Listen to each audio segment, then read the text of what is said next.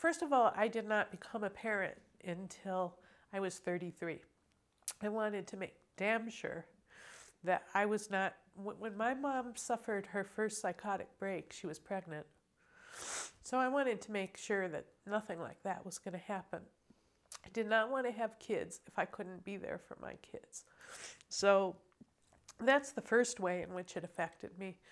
But I think it has also made me much more concerned about my children being able to fend for themselves. What I didn't have in my childhood was a sense that anything is related to anything else. That just because the sun is shining now doesn't mean it's going to be shining 10 seconds from now. Or just because we're all living in this state tonight doesn't mean tomorrow morning we're all living in that state. I wanted them to have a way to make sense of the world and to, more than anything, to be able to articulate it, to really understand the importance of language, that what language you're speaking impacts what you're thinking. I wanted them to understand the relationship between language and perception.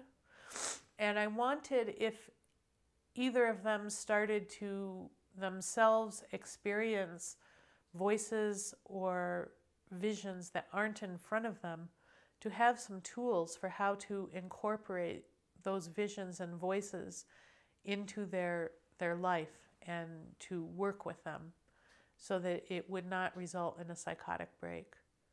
I always interpreted, I called it the world under the world, that there's two worlds. There's the world that we all see, that we relate to each other and we share about, but there's this world under the world that's filled with mythical beings, and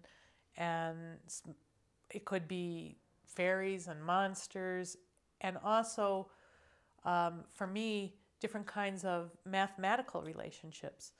And that world is always, there's always the danger that the world that you and I share will just fall like the skin off of a snake, and that you will be faced with this world under the world. And so as a child, the way I explained my mother's behavior to myself was that she had become lost in the world under the world and she couldn't get out. So for me, the tools that I most wanted to give my children are ways to understand that world under the world so that they don't become lost in it, but they can always find a door out.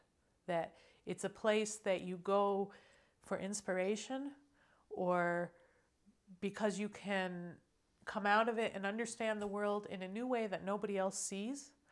But it's very important to have that sense of who you are and to be able to articulate what this new perception is, or it's useless.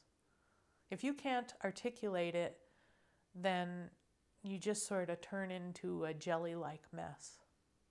And so that's what I don't want. I don't want anyone to be lost in that jelly-like mess.